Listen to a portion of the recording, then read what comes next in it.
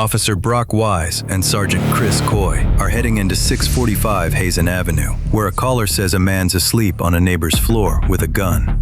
Wise already knows the name. He took a report on the same man earlier this shift. Hello, this is Terry Conway. There's a guy in the house here with a handgun. When I open the door, he goes sleeping on the floor. I'm sorry, so there's a guy in your house with a handgun? Dispatch told Coy the man might be sleeping in the hallway itself, so he clears the laundry room first. Wise goes straight for apartment 3.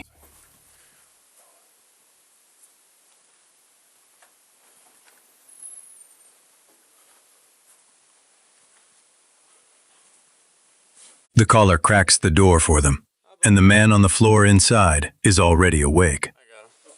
Shawn, don't move! Don't you fucking move! Shawn, put the gun down! Put the gun down! Drop the gun! Drop it! I think it's a BB gun. Police department! The man on the floor is Shawn Ware, 48, living alone across the driveway. The state's background check found no relevant criminal history, no public posts since 2019. But for 2 days, the neighbor below him kept telling police Ware was threatening to shoot him. The state's camera review describes what Coy's lens is about to record. The first man out of apartment 3 is the caller, Ware right behind him, using him as a shield. Don't shoot me. Don't shoot me, man.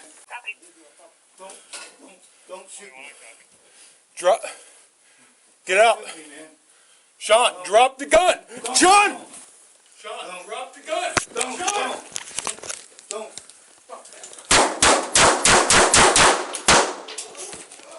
400.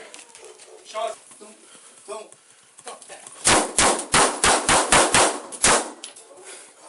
400. Shots fired. You all right, Brock? Yeah, I'm good. 8 shots in roughly 2.5 seconds. The state's frame-by-frame review counts them. 2 questions now hang over the hallway: whether Shawn Ware survives and whether the gun in his hand was ever real. Let me go grab a trauma kit. Go ahead and contact BB as well.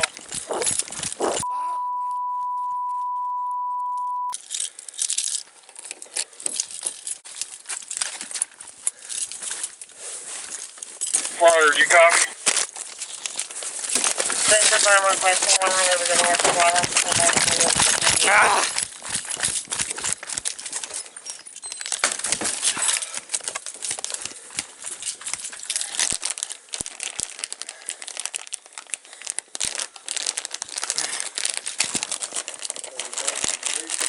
Fuck yeah. Okay, man. Yeah, switch gloves.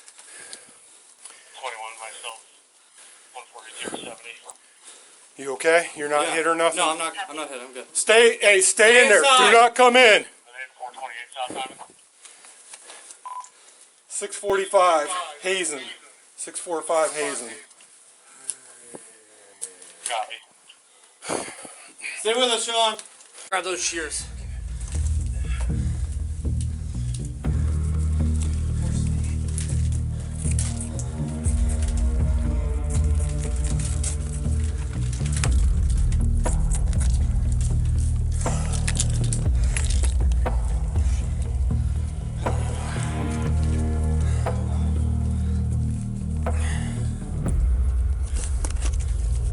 Wise comes back to Ware on the hallway floor. Coy's already moved the gun out of his hand and onto the stairs. Now the 2 officers who shot him work to keep him alive.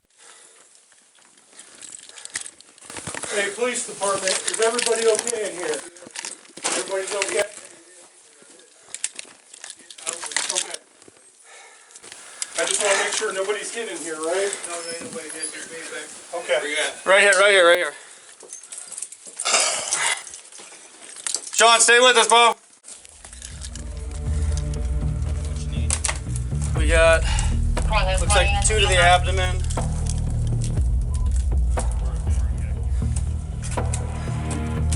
Shawn! Shawn, stay with us!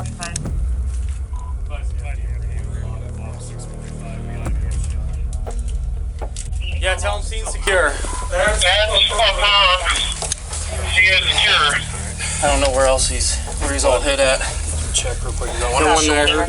I got, looks like one here, one right to the, above the belly button, and then right. So, just set underneath here. Okay.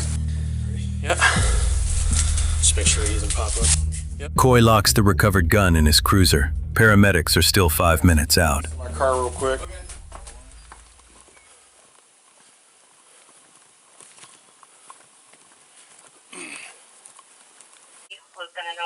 Another one somewhere. I don't think I can get any in this one. I think that one's just through and through right there. Ravenna paramedics take over at 1:51. Chest compressions start a minute later. At 2:35 that morning, Shawn Ware is pronounced dead. Do me a favor. Yeah, I'll hold that. Because Ravenna's own officers fired the shots, the investigation goes to the state, Ohio's Bureau of Criminal Investigation. Their evidence count is exact. 8 spent 9mm casings. 4 bullets came off the scene floor. 3 came out of the autopsy. 1 was lost in a wall. And investigators believe all 8 rounds struck Ware. All of it happened inside one basement hallway at 645 Hazen Avenue. 4 apartment doors, a laundry room, and a stairwell. The firearms lab matched 3 of the 8 casings to Sergeant Coy's pistol, the 3 rounds he described, and 5 to Officer Wise's, 1 more than Wise remembered firing. The state handed its file to the Portage County prosecutor, and on July 11, 2025, the prosecutor's office declined to bring charges against either officer. The case was closed. Neither Coy nor Wise had any use of force discipline on file before that night, and neither was hurt. The caller and the apartment's resident were unhurt. The coroner ruled on Ware's cause and manner of death, but in the file the state released, both lines are blacked out. And the menacing charge Wise was writing up when the call came in ended with Ware's death. The released record doesn't show what became of it. 3 days after the shooting, Ware's family came to the police station for the keys to his apartment. His rental contract listed no family and no emergency contact.